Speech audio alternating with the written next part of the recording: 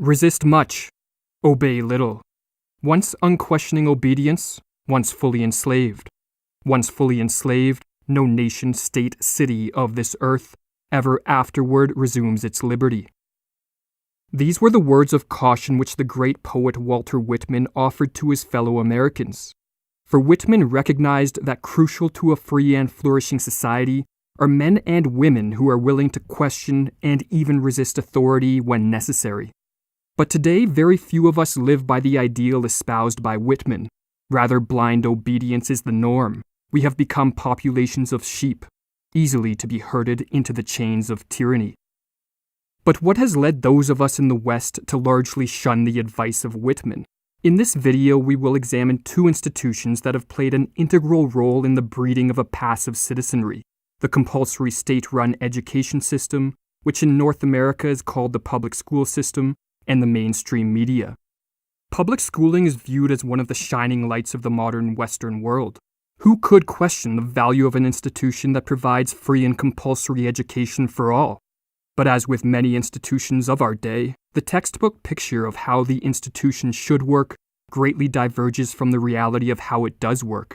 If public schools taught individuals how to think, if they promoted intellectual curiosity and produced citizens healthy in body and mind, then few would question their value. But beneath the veneer presented by the bureaucrats that run this institution, a darker reality emerges. Or as John Taylor Gatto, a former teacher turned one of public schooling's greatest critics, writes, "Schools are intended to produce formulaic human beings whose behavior can be predicted and controlled.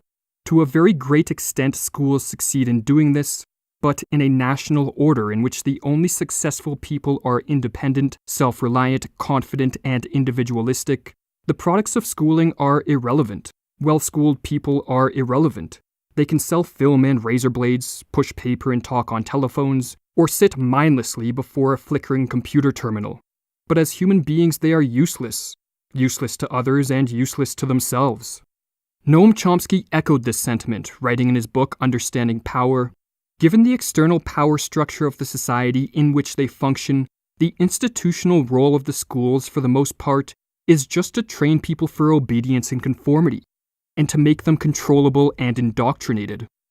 To some this may sound like heresy, but a study of history reveals that this was the intention from the very start. The state-run school systems in the West were modeled off the factory style of education first introduced in Prussia in the early 1700s. "What shocks," writes Gatto, "is that we should so eagerly have adopted one of the very worst aspects of Prussian culture, an educational system deliberately designed to produce mediocre intellects, to hamstring the inner life, to deny students appreciable leadership skills, and to ensure docile and incomplete citizens, all in order to render the populace manageable." Albert Einstein, an individual who reached heights of genius rarely seen, did not credit his compulsory schooling with his intellectual development. Reflecting back on his school years, Einstein noted that after completing his final examinations, his interest in the field he would go on to revolutionize was all but dead. "I found the consideration of scientific problems," he wrote, "distasteful to me for an entire year." Einstein believed that one of the major flaws of compulsory, state-run education systems is their forced style of teaching. "It is, in fact, nothing short of a miracle," he wrote, "that the modern methods of instruction have not yet entirely strangled the holy curiosity of inquiry. It is a very grave mistake to think that the enjoyment of seeing and searching can be promoted by means of coercion and a sense of duty." After well over a decade of indoctrination in the school system, few emerge with a great thirst for knowledge and a curiosity toward the many mysteries of the world. Instead, as Bruce Levine writes in his book Resisting Illegitimate Authority, by the time a student graduates, they have been bred to be passive, to be directed by others, to take seriously the rewards and punishments of authority, to pretend to care about things that they do not care about, and that one is impotent to change one's dissatisfying situation. But if our schooling cannot be relied upon to generate the critical and curious minds needed to protect a society from the actions of corrupted authorities, can the mainstream media play this role? While there has been an increasing skepticism toward this institution in recent years, Distaste and distrust toward the mainstream media has a long history. "I have given up newspapers," wrote Thomas Jefferson, "in exchange for Tacitus and Thucydides, for Newton and Euclid, and I find myself much the happier." Nietzsche, one of the most intellectually free and curious minds of history, was also no fan of the mainstream media. "Sick are they always. They vomit their bile and call it a newspaper." Richard Weaver, a professor at the University of Chicago in the first half of the 20th century, found it ironic that while we have freed ourselves from the earth-centered view of the cosmos, we have all the while dove headlong into an illusory view of the world created by the mainstream media. And while Weaver focuses on newspapers in the following passage, as they were the dominant medium of his day, his words are even more applicable today, where modern technology offers far better tools for the manipulation of the masses. A great point is sometimes made of the fact that modern man no longer sees above his head a revolving dome with fixed stars. True enough, but he sees something similar when he looks at his daily newspaper. The newspaper is a man-made cosmos of the world of events around us at the time.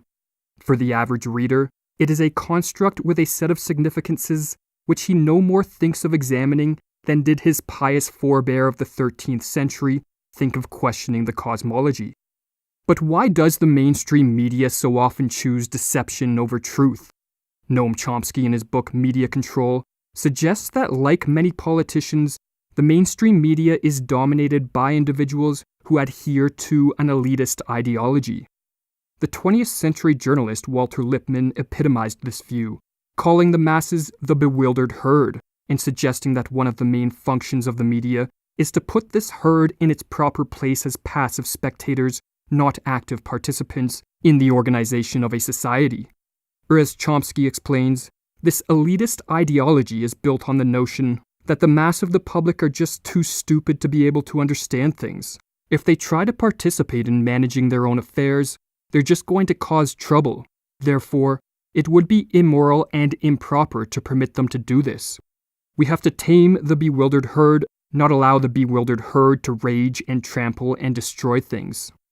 For those of us who are not among the self-anointed elite, the question arises as to whether the controlling of the bewildered herd is done in order to promote a prosperous and flourishing society, or merely to maintain certain institutional structures which favor the elites to the detriment of society at large. This open question only reinforces the need for a more skeptical attitude toward the authority figures of our day. We need, in other words, more anti-authoritarians. It must be stressed that an anti-authoritarian is not someone who, in place of a passive acceptance of authority, adopts a passive rejection of all authority. Many institutions and authority figures serve a beneficial purpose and therefore should be accepted. But anti-authoritarians recognize that consensus does not mean truth, that power corrupts, that people lie, and that some institutions, in the words of Chomsky, have no moral justification. They are just there in order to preserve certain structures of power and domination. Recognizing these undeniable facts, the anti-authoritarian is willing to look at all authority figures with a healthy dose of skepticism, and potentially even resist their commands if such authority proves corrupt and harmful to the well-being of a society. Or as Henry David Thoreau wrote, "If the machine of government is of such a nature that it requires you to be the agent of injustice to another, then, I say, break the law." But should we fear a world with more anti-authoritarians? The obedience bred into us in school and the blind deference to authority promoted by the talking heads of the mainstream media may lead some to view anti-authoritarians as a threat to the stability of society, but nothing could be further from the truth. Anti-authoritarians are the crucial protectors of a flourishing society, for as the author C.P. Snow noted, "When you think of the long and gloomy history of man, you will find more hideous crimes have been committed in the name of obedience than have ever been committed in the name of rebellion." Malevolent authority, combined with a passive citizenry, is the recipe for tyranny, and so anti-authoritarians should not be feared or ostracized. They should be welcomed. They are the individuals who raise the alarm and awaken the slumbering masses to the existence of corrupt authority. A society without a healthy number of anti-authoritarians, or a society in which anti-authoritarians are shunned and silenced, is a society that has chosen the comfort of illusions over the desire for truth, and is therefore a society paving the way for its own destruction. Or as the 18th century French philosopher Voltaire cautioned, so long as the people do not care to exercise their freedom, those who wish to tyrannize will do so. For tyrants are active and ardent, and will devote themselves in the name of any number of gods, religious or otherwise, to put shackles upon sleeping men.